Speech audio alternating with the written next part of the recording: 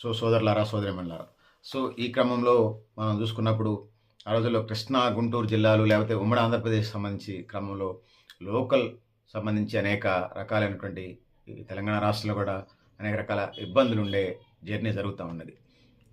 అది అట్లున్నాయి.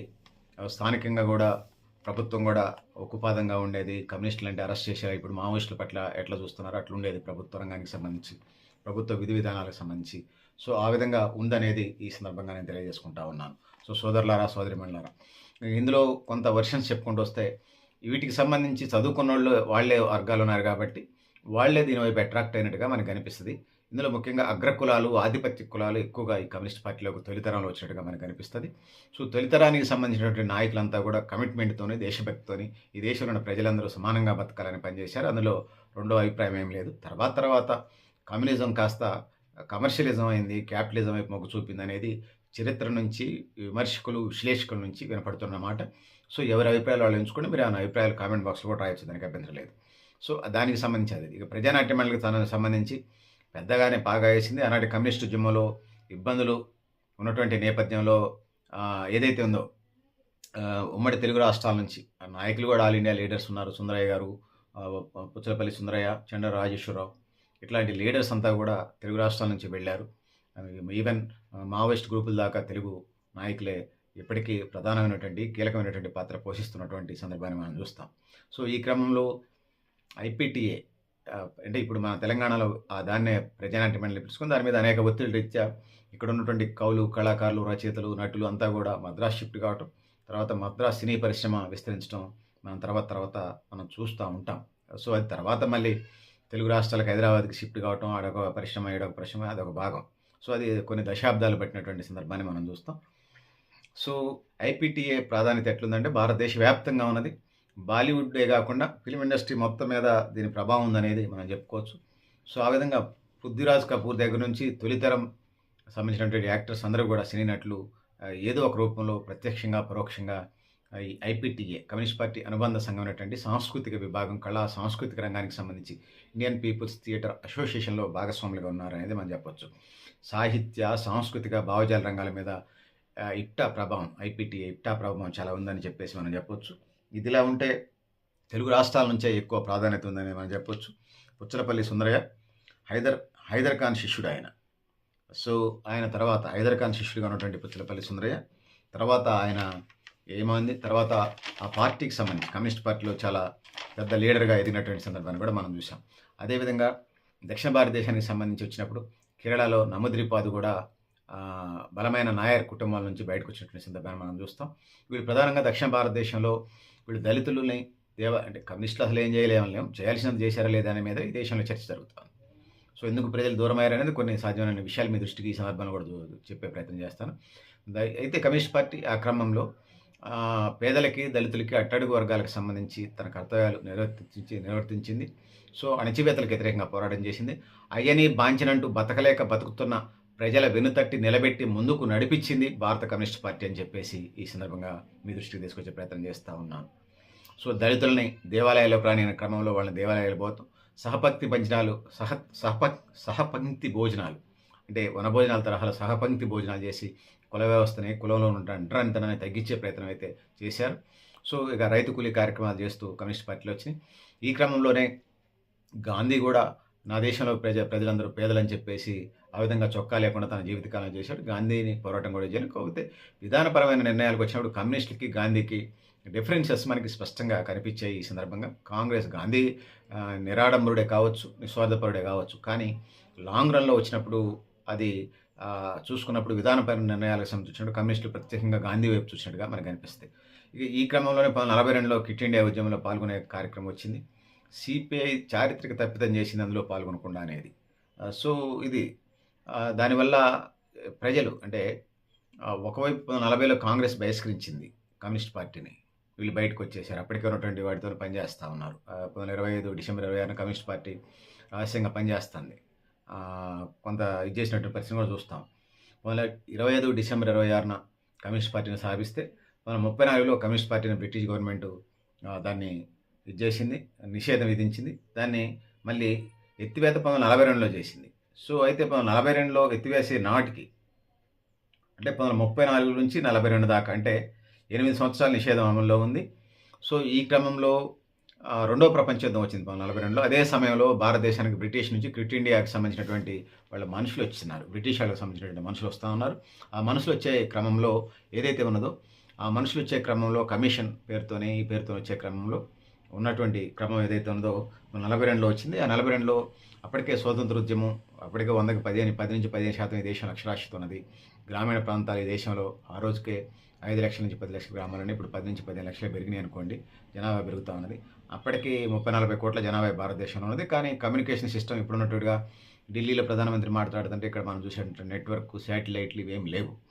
సో అట్లాంటి క్రమంలో ఉద్యమం నడుస్తున్న పరిస్థితి మనం చూస్తాం. ఇప్పుడు జనజెడ్లు, బీజెడ్లు, భారత జెడ్లు, ఇండియన్ జెడ్లు వస్తూ ఉన్నాయి. యువత నుంచి ఉద్యమాలు వస్తూ ఉన్నాయి. సో ఆ రోజుల్లో ఆ పరిస్థితులు లేవు కాబట్టి ఆ విధంగా కొనసాగిందనేది మనం చెప్పుకోవచ్చు. సో 1942లో హిట్లర్ ఏదైతే ఉన్నదో 1914 నుంచి 19 వరకు మొదటి ప్రపంచ యుద్ధం జరిగింది. అప్పటికే చాలా నష్టపోయినటువంటి జర్మనీ అనేక పన్నులు, ట్యాక్స్లు, భారాలతోని రెండో ప్రపంచ యుద్ధంలోకి అడాల్ఫ్ హిట్లర్ ఎవరైతే ఉన్నారో ఆయన 1942 నుంచి 45 రెండో ప్రపంచ యుద్ధంలోకి వెళ్తాడు.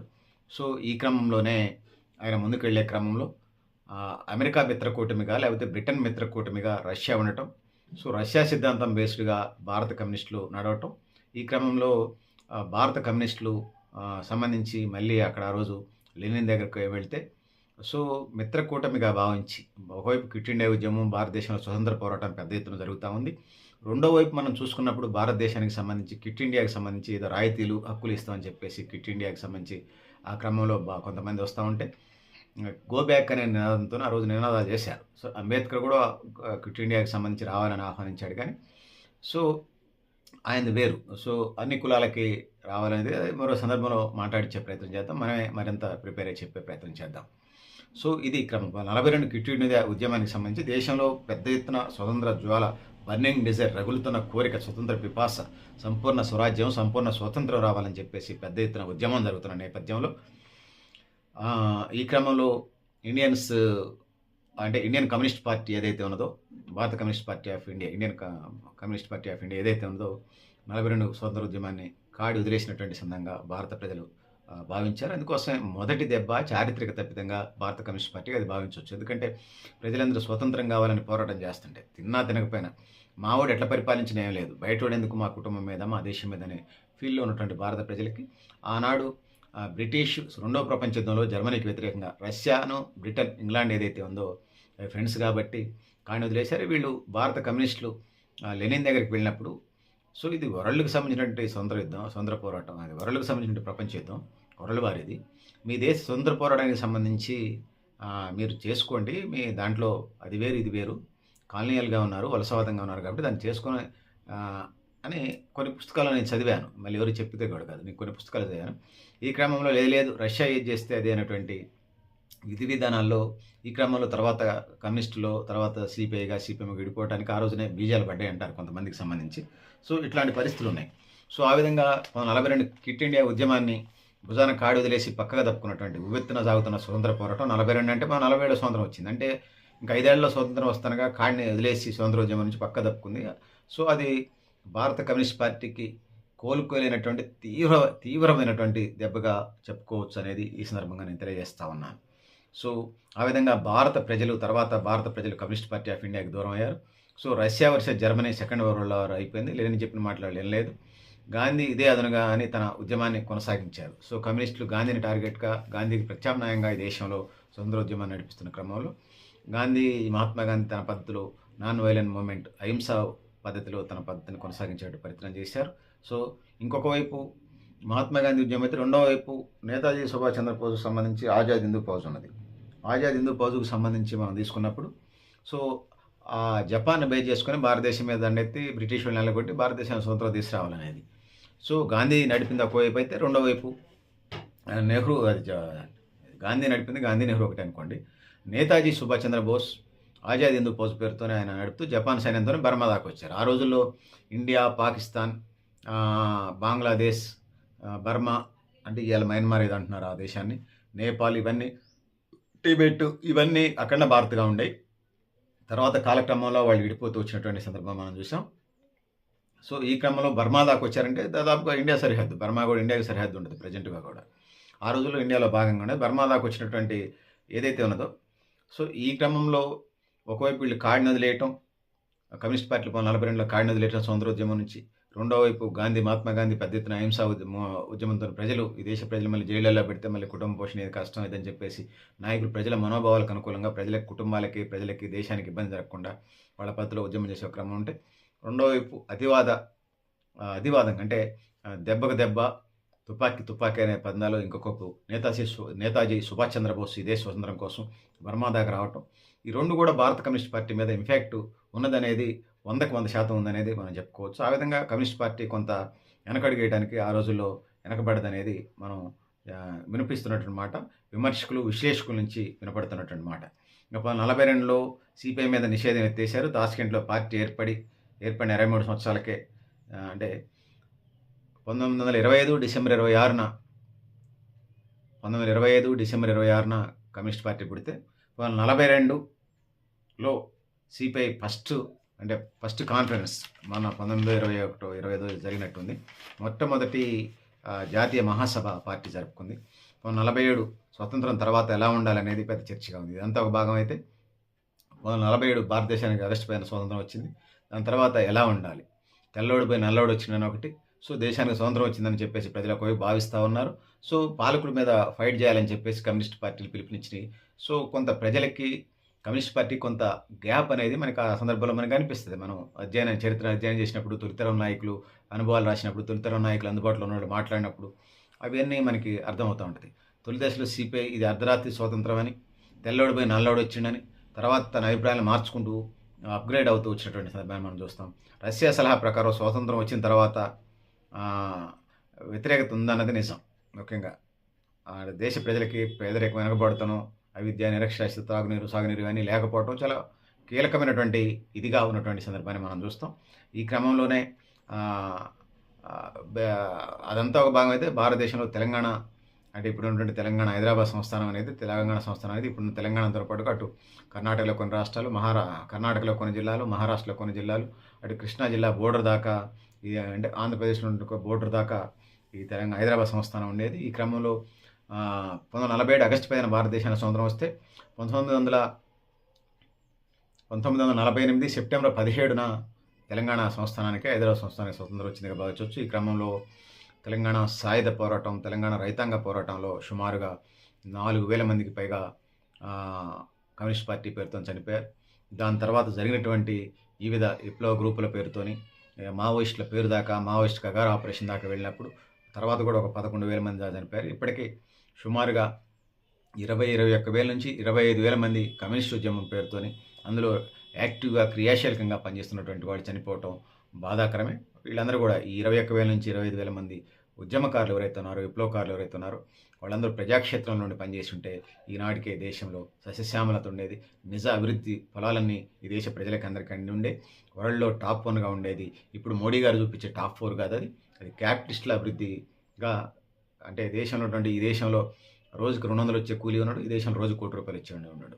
సో వీళ్ళది అగ్రిగేట్ చేసి ఏం చూపిస్తున్నారు, 50 లక్షల ₹100 అని చూపిస్తున్నాడు. రోజు కూలీ వాడి జీవితకాలంలో 50 లక్షలు సంపాదించలేడు.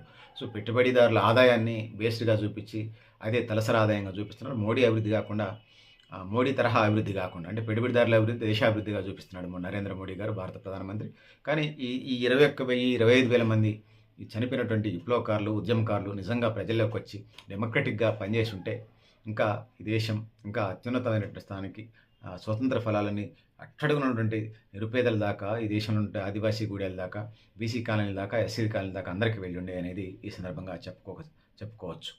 సో తెలంగాణ సాయుధ పోరాటానికి సంబంధించి ఈ క్రమంలోనే 3,000 గ్రామాలు విముక్తి చేయటం, కొన్ని వేల ఎకరాలు, 10,000 ఎకరాల నుంచి 1,00,000 ఎకరాలు భూ పంపిణీ చేయడం అన్నీ జరిగినాయి. సో ఇదిలా ఉంటే అప్పటిదాకా రష్యా లైన్లో ఉన్నటువంటి పార్టీ ఇదే క్రమంలో చైనాలో మావో సాంస్కృతిక విప్లవం పేరుతోని ఇదైనటువంటి పరిస్థితి మనం చూస్తుంటాం. అప్పటిదాకా భారతదేశంలో కానీ రష్యాలో తరహాలో విప్లవం తీసుకొచ్చి ఈ దేశంలో విముక్తి చేసి ప్రజలందరినీ సమసమాజం నిర్మిద్దాం అనుకోండి. ఇది చైనా వచ్చిన తర్వాత బోల్షివిక్ విప్లవం తర్వాత మరి చైనా మావో విప్లవం వచ్చింది. 100 పూలు వికసించినవి, 1000 ఆలోచనలు వర్ధిల్లని నినాదంతోనే ముందుకెళ్ళినటువంటి పరిస్థితి. ఈ క్రమంలోనే భారతదేశంలో రష్యా లైను, చైనా లైన్ వచ్చింది. రష్యా లైన్కి చంద్రశేఖరరావు గారి నాయకత్వం, చైనా లైన్కి పుచ్చలపల్లి సుందరయ్య గారి నాయకత్వం వహించినట్టుగా మనకి చరిత్ర క్రమాన్ని మనం పరిశీలించినప్పుడు, అధ్యయనం చేసినప్పుడు మనకు అర్థమైంది. పార్టీలు ఈ 2 లైన్లు డిబేట్ జరుగుతూ ఉండేది, ఇప్పటికీ జరుగుతూ ఉంటుంటాయి. ఏ లైన్ కరెక్టు, ఏ లైన్ రాంగ్ అనేది అట్లుంచితే ఏ దేశ పరిస్థితులకు అనుకూలంగా ఆ దేశాన్ని కమ్యూనిజం మలుచుకోవాలి. సిద్ధాంతం గొప్పదే కావచ్చు. ఇది ఎంత దూరం వెళ్ళిందండి, చివరికి Russia line CPI, China line CPM విడిపోయినటువంటి సందర్భాన్ని మనం చూస్తాం. ఈ విధంగా ఉన్నదనేది మనం చూస్తాం. ఇక తెలంగాణ రాష్ట్రానికి వచ్చినప్పుడు తెలంగాణ పటేల్ సైన్యాలు వచ్చి ఇండియన్ యూనియన్లో విలీనం చేస్తారు. ఈ క్రమంలో అప్పటికే తెలంగాణ సాయుధ పోరాటం చేస్తున్నటువంటి వాళ్ళు ఎవరైతే ఉన్నారో వాళ్ళు అప్పటికే 4,000 మంది చనిపోతారు. 2,500 మంది తెలంగాణ సాయుధ పోరాటంలో చనిపోతే నెహ్రూ సైన్యాలకి ఒక 1,500 మంది, సో సుమారుగా 4 నుంచి 4,500 మంది అమరులైనటువంటి పరిస్థితిని మనం చూస్తాం. సో నైజాంని ఎలా చూడాలనే దాని మీద కూడా ఒక పెద్ద చర్చ జరిగింది. ఈ క్రమంలో నైజాంని బ్రిటిషోడు తొత్తుగా, పెట్టుబడిదారి తొత్తుగా చూడాలనేది ఉన్నది. సో ఇందులో గవర్నమెంట్ని ఎలా చూడాలి అనేక చర్చలు జరిగినాయి కమ్యూనిస్ట్ పార్టీలో, ఇండియన్ కమ్యూనిస్ట్ పార్టీలో. గవర్నమెంట్ని ఎలా చూడాలి, దొరల భూస్వాములను ఎలా చూడాలి, ప్రజలు ఏ విధంగా ఉన్నారు, ఎవరిపైన మన నెక్స్ట్ పోరాటం అనేది కూడా స్వతంత్రం వచ్చిన తర్వాత, తెలంగాణ సాయుధ పోరాటం కంప్లీట్ అయిన తర్వాత ప్రజల ముందుకు వచ్చింది. ఈ క్రమంలో సిపిఐకి అంత అయోమయం, గందరగోళంగా ఉన్నటువంటి పరిస్థితులు కూడా మనకు కనపడ్డట్టుగా మనకు అర్థమవుతుంది. సాకల ఐలమ్మ పోరాటం దాకా కూడా సో అట్లా పరిశీలిస్తున్నటువంటిది. సాకల ఐలమ్మ ఉద్యమం భూస్వాములకు వ్యతిరేకంగా అయిన తర్వాత, దాని తర్వాత దొడ్డి కొమర చనిపోయిన తర్వాత ఖచ్చితంగా రైతాంగ సాయుధ పోరాటానికి పిలుపునిచ్చి ఆ విధంగా ఆ పేరుతో ప్రజల్లోకి వెళ్ళి గ్రామాలను విముక్తి చేసుకుంటూ ముందుకెళ్ళినటువంటి పరిస్థితిని మనం చూస్తూ ఉంటాం. సో ఇందులో సాయుధ పోరాటం చేయాలి, వలసవాద విధానాలకి ఇతర కారణాల రీత్యా వాటి మీద ఫైట్ చేస్తూ ముందుకు వెళ్ళాలని చెప్పేసి ఆ సందర్భంలో కమ్యూనిస్ట్ పార్టీ నిర్ణయం తీసుకుంది. సో సాయుధ పోరాటం కొనసాగాల వద్దనేది కూడా ఆ రోజులో పెద్ద డిబేట్ జరిగింది. ఈ అంశం మీద వాళ్ళు రష్యన్లో ఆ రోజు పరిపాలన చేస్తున్న లెనిన్ చనిపోయాడు, స్టాలిన్ అధికారంలోకి వచ్చాడు. సో భారతదేశంలో నుంచి తెలంగాణ సాయుధ పోరాటం కంటిన్యూ చేయాలా, వదిలేయాలనే దాని మీద వీళ్ళు భారతదేశంలో ఉన్నటువంటి 4 ప్రముఖ కమ్యూనిస్టు నాయకులు రష్యా స్టాలిన్ వెళ్ళి కలవడం జరిగింది.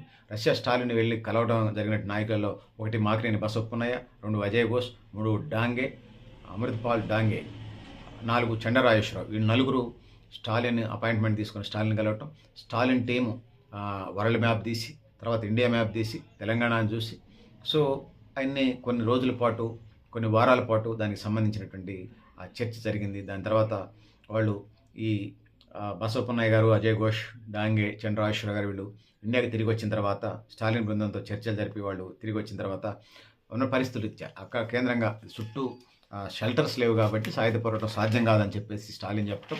సో వాళ్ళు ఆ విధంగా సాయుధ పోరాటాన్ని విరమించినటువంటి సందర్భాన్ని మనం చూస్తాం. అదే సమయంలో ఇదంతా సాయుధ పోరాటం, తెలంగాణ సాయుధ పోరాటం విరమించే క్రమంలో వెస్ట్ బెంగాల్లో తేబాగా ఉద్యమం నడిచింది. కేరళలో నేను ఇందాక చెప్పాను 4 ప్రధానమైన ఉద్యమాలు. వెస్ట్ బెంగాల్లో తేబాగా ఉద్యమం, రెండోది కేరళలో పున్నప్ప వాయిలార్ ఉద్యమం, మూడోది తెలంగాణ సాయుధ పోరాటం, నాలుగోది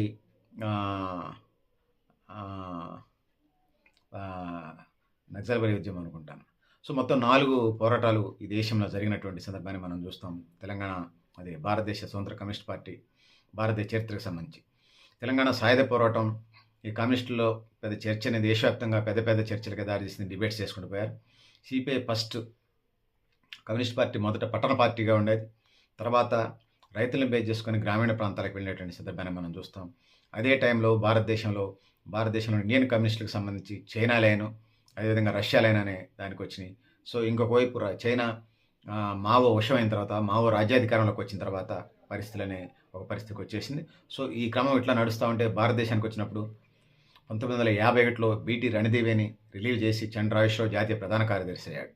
సో 1952లో తొలి ఎన్నికల పోటీ చేసి మేమున్నామని అంటే డెమోక్రటిక్గా కూడా అప్పటిదాకా విప్లవోద్యమం సాపు కింద నీరులాగా విప్లవోద్యమంలాగా నడిపినటువంటి ఉద్యమం 1952లో తొలి ఎన్నికల్లో 17% నుంచి 20% పైగా ఓట్లు సాధించినటువంటి కమ్యూనిస్ట్ పార్టీ ప్రపంచానికి మేమన్నా చాటి చెప్పారు. సో ఈ క్రమంలోనే వాళ్ళు 1955లో కూడా ఎన్నికల్లో పాల్గొన్నారు. సో కమ్యూనిస్ట్ పార్టీ అధికారంలోకి వస్తారు అనేలా వాళ్ళు ఆ పోరాటాలు చేశారు. సో ఆంధ్రప్రదేశ్లో కూడా దాదాపు 50-50 ఏదో 4-10 సీట్లు గ్యాప్తో ఆంధ్రప్రదేశ్లో కూడా అధికారంలోకి వస్తారనుకున్నారు. కొద్దితో మిస్ అయింది. తర్వాత కాంగ్రెస్ అధికారంలోకి వచ్చింది. ఈ క్రమంలో కేరళలో 1957లో కమ్యూనిస్ట్ పార్టీ అధికారంలోకి వచ్చింది. అధికారంలోకి వచ్చినటువంటి క్రమంలో ఆ రోజు ఉన్నటువంటి 1959లో దాన్ని ఆనాడు ఉన్నటువంటి కేంద్ర ప్రభుత్వం దాన్ని రద్దు చేసినటువంటి సందర్భాన్ని మనం చూస్తాం వివిధ కారణాల పేరుతోని. సో అక్కడ కమ్యూనిస్టులు ఎదిగితే దేశవ్యాప్తంగా వాళ్ళు విస్తరించితే కాంగ్రెస్ పార్టీ మిగలదనే నేపంతో ఆ విధంగా ఉన్నది. అప్పటికే చైనా, రష్యా ఒకవైపు విజయబావుట ఎగరేసి ముందుకు పోతున్న క్రమంలో భారతదేశంలో కూడా ఇంపాక్ట్ ఉందని మనం చెప్పొచ్చు. ఇది ఇట్లా ఉంటే రష్యా, చైనా పాలసీలు వచ్చినాయి. సో వీళ్ళు తెనాలిలో ఒక సమావేశమయ్యారు.